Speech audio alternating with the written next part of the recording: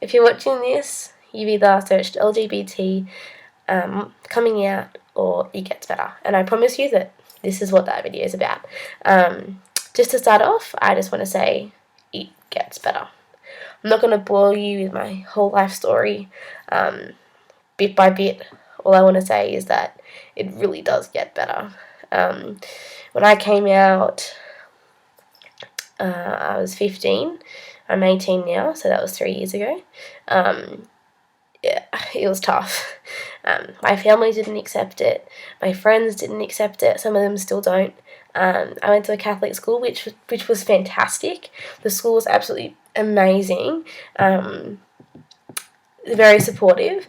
Just the people in the Catholic school have very conservative views, as you can imagine. It was hard. It was hard to admit to myself. I think that was the hardest thing, and I think that's the thing that people forget. How long? Just think about when people react to you coming out, and they react in a negative way. Think about it as, how long did it take you to accept who you are, and how long are you expecting them to accept who you are? And know that it shouldn't be such a hard issue to accept, but we can't change society. We can try, we can chip away at it bit by bit, but we're never gonna... big change is never gonna happen overnight. We need to continuously work forward to try and change things. But just think about how long it took you to accept the fact that you were gay within yourself. Gay, bisexual, transgender, whatever you identify as. You have my full support. How long that took you to accept, and how long it's going to take your family to accept. And some of you might be luckier than others. Your family might embrace it with open arms, which is fantastic. And others may not be able to tell their parents or their friends, or they feel that there's a negative reaction that's happened, and that's okay as well. And I promise you from the bottom of my heart that it does get better. And I really know that those words can just become so blasé, and that you just are like, how many people are going to say that? It's not getting better. I know, but I would try to find so many other acronyms to tell you how much better it gets. It gets so much better, I promise. Another thing, religion and homosexuality don't always work. But I've had a completely different experience. And I just want to share that, because I feel that what I've experienced within religion and my sexuality may help someone else. I didn't grow up in a particularly religious family. My dad doesn't believe in anything. My mum's very spiritual. But I made the choice in about year 10. So I would have been 15. To look into my faith. Again, I went to a Catholic school, so I was forced to study religion, and I hated it. I hated it in junior years. I did not want a bar of it. I thought it was just rubbish, really, because I felt so alone and unloved because of these conservative views that were pushed through the church. However, I pushed past that, and I tried my best to believe in something, to throw myself into this faith, this belief in Jesus, and I found happiness in that. And that's just my perspective. I'm not this I don't preach religion. I don't go around trying to change people and change their views, and I don't really talk about it very much. This is this is kind of big. I recently spoke to a priest in reconciliation, and if you don't know what reconciliation is, it's where you go into a priest, and the priest is acting as a speaker of Jesus, and you confess your sins that you believe that you've committed, and he then forgives you for your sins, and you can move on from them. I've never felt the need to bring up homosexuality, because I still believe to this day that it's not a sin, and I will continue to believe that no matter what people say to me, because it's the same love, and it just, it doesn't make sense to me. I'm not going to get into that. Anyway, this priest, for some reason I felt the need. I was in a youth camp, which with a group that I go away with a lot, and I went into reconciliation, and I confessed all my sins that talking back to my mom, being mean to my brother, those kind of things, swearing, those kind of things. And I just felt this compelling urge to just ask him what his opinion was.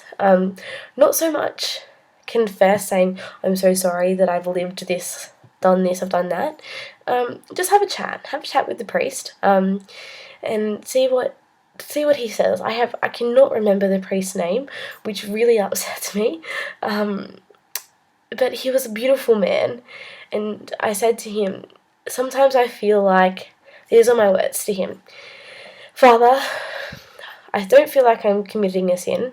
I don't feel like I'm doing the wrong thing, but sometimes I just feel like I'm not worthy.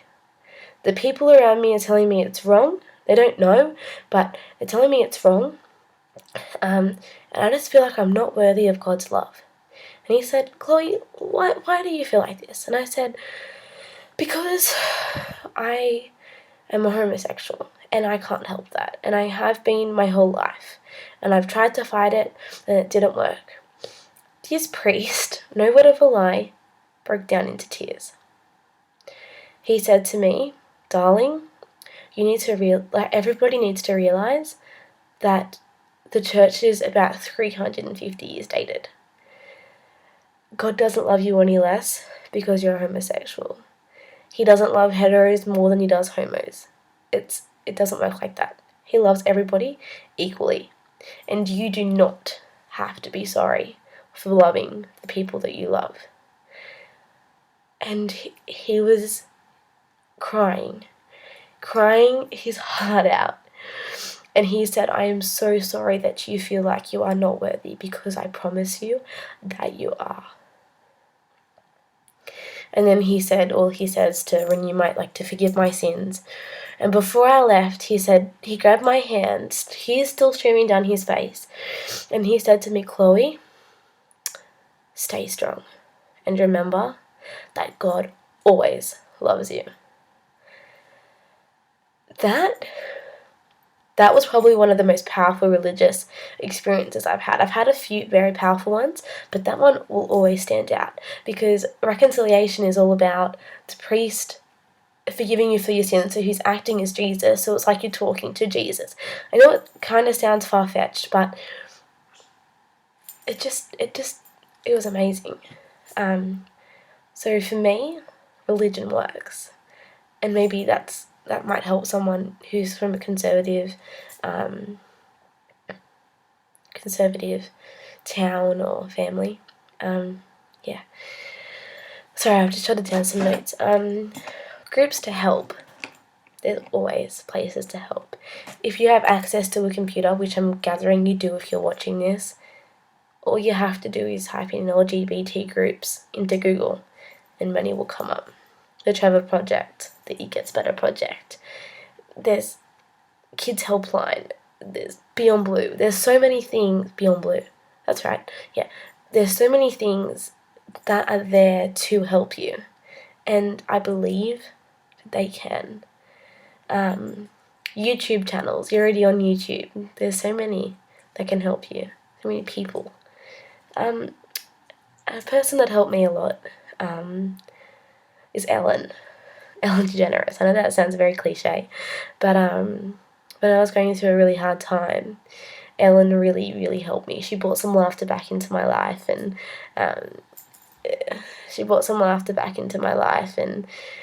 she really helped me to accept myself for who I am. If you don't have access to a television, or you can't watch Ellen simply because of your family or whatever your circumstances are, watch her on YouTube. Watch snippets of her show. She really helped me. But yeah, they're just a few things that I thought I could contribute.